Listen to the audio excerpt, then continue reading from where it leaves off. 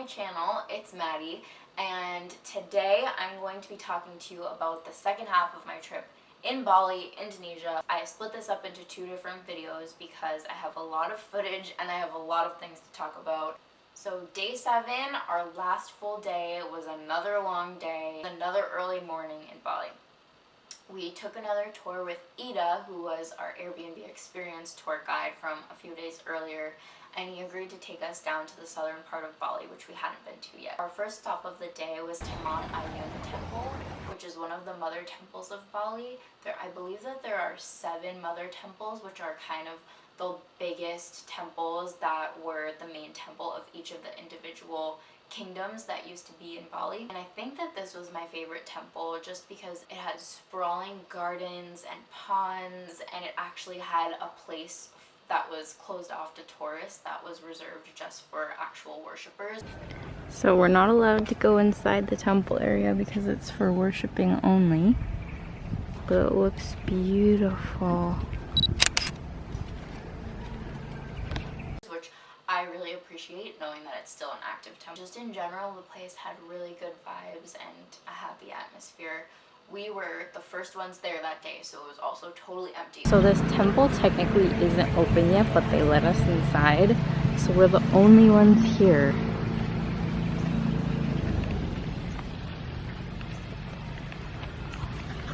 Which probably influenced me to like it more than it would have if it was super busy. Yeah, it's really pretty.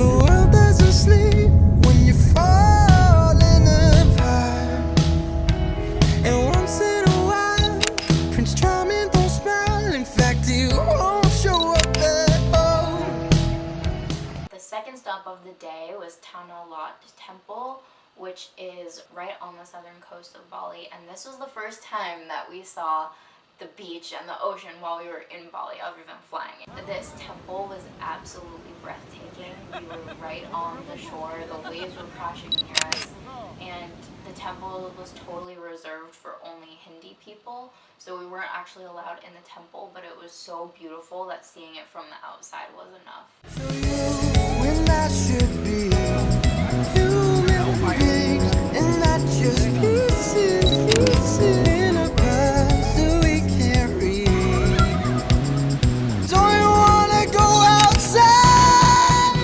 So after that, our third stop of the day was to Canggu, which is one of the towns in the southern part of Bali, and I loved this town. If I ever go back to Bali, I will definitely stay in Canggu. It has so many cute restaurants, cafes, and shops, and Ubud does too, but it would be nice to stay in Canggu because it's all so close together and you can just walk down the main streets and everything is right there. This is the town that I was also most looking forward to, and it did not disappoint.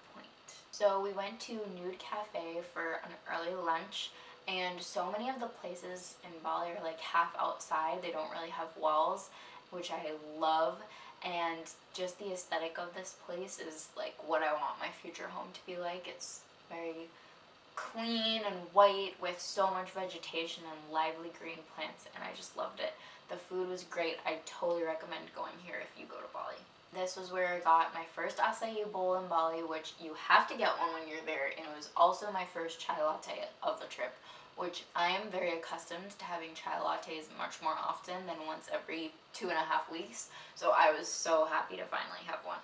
While we were there, we got chatting with some other tourists, which was really cool. We're all kind of in it together in this beautiful place, so I think people are a lot more open to talking with each other, so it was really nice to connect with some of those people.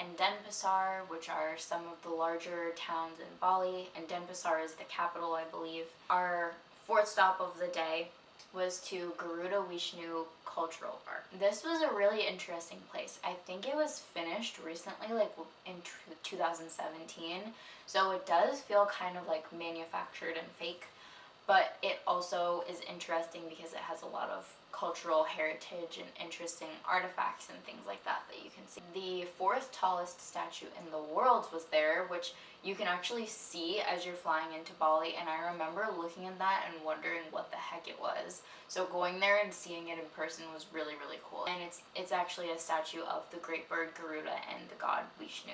Back the sheet, the worlds that we see don't always look the same. Where words have no place and time has escaped. Ooh, that's where our hearts connect. So you and I should be human beings and not just pieces. There's the airport. We will be there tomorrow night.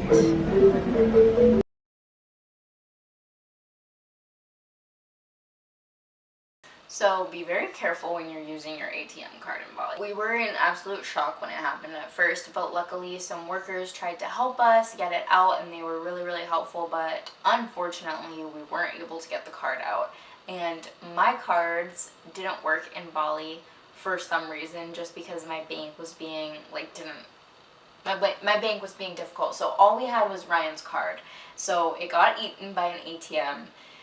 So we were kind of stranded for money. But luckily Ida was super sweet and agreed to let us pay him electronically. We were able to continue the tour, and he kept just saying, "You're not allowed to worry, you're not allowed to be scared because you're on your vacation. I'll take care of everything. Just relax and enjoy the rest of the day."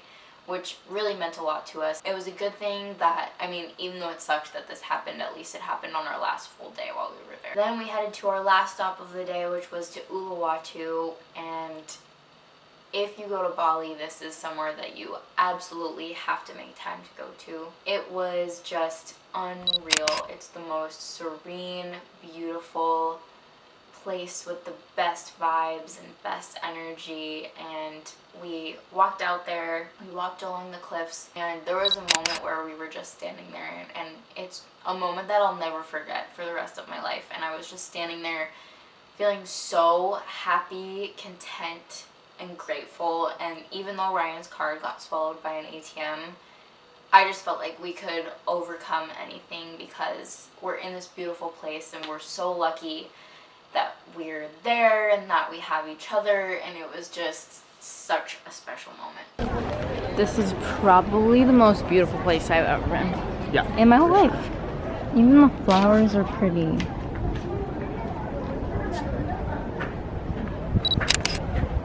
So we walked all along the cliffs, and we walked up to the temple, and we got to see the temple, and it was a really special moment that I'm really glad we didn't let the ATM thing ruin the rest of the day, because this was one of the highlights of the trip, and I'm so glad we went. Looking at that view really helped put everything into perspective for us. We're here to enjoy ourselves, enjoy nature. It's not worth being upset about. The temple itself was beautiful because it's literally perched on like the perfect precipice of this cliff, and it was just so majestic. Like, there's just no other way to describe it. So we can read. Don't you wanna go outside? So it goes, baby, go.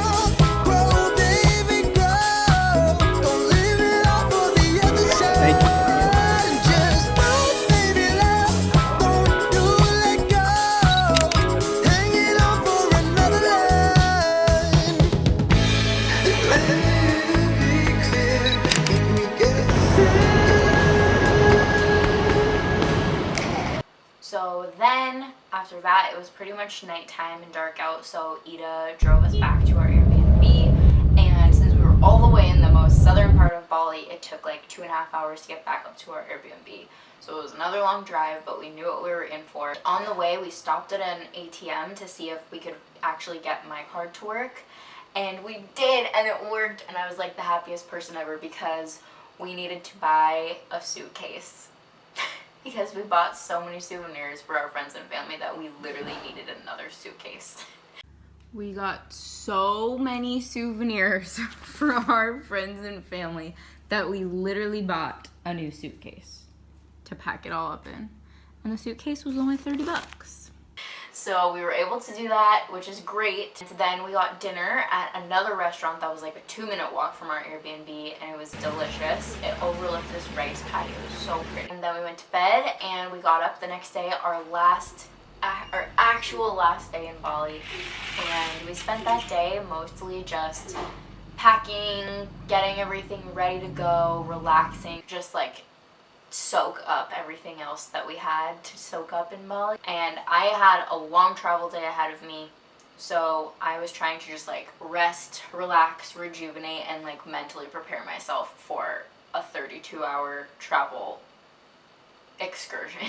We spent the day packing and walking around our village again. It's our last morning in Bali, which means it's our last breakfast, which has honestly been the best part of this villa, is the breakfast that they give us every morning.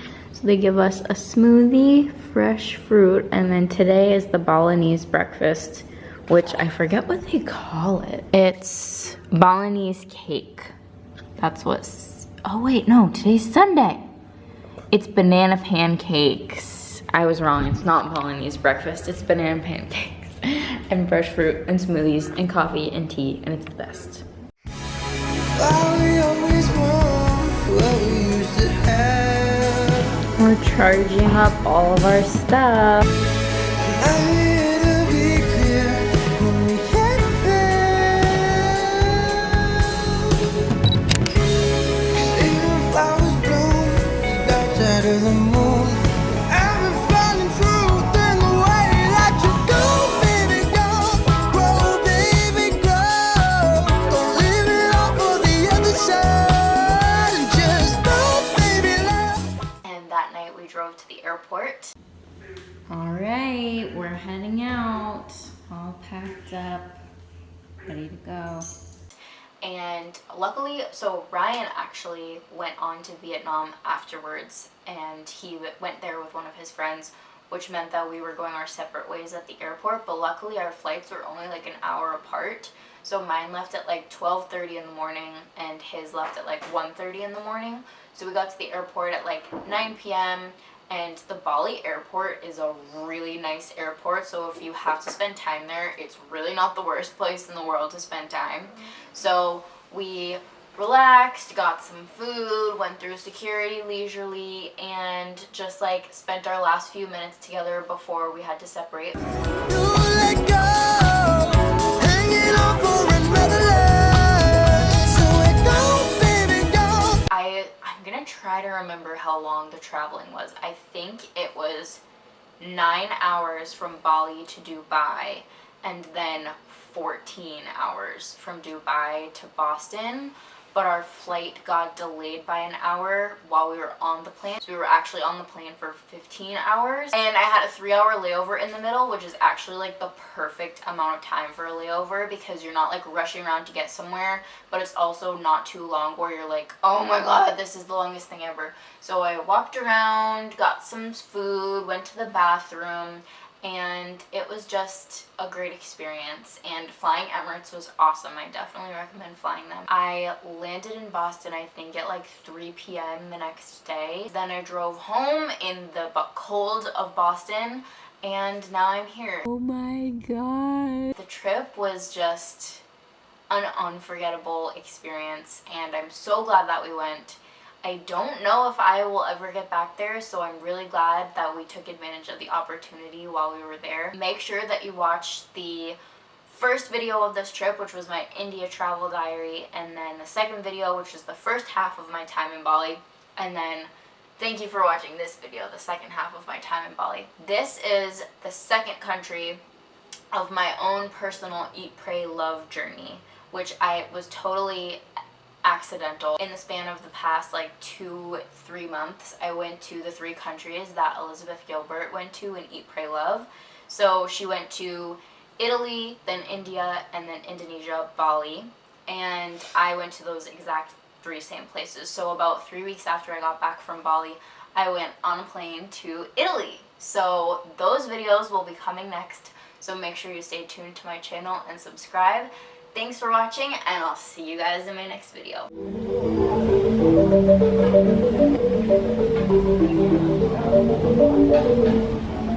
Thank you.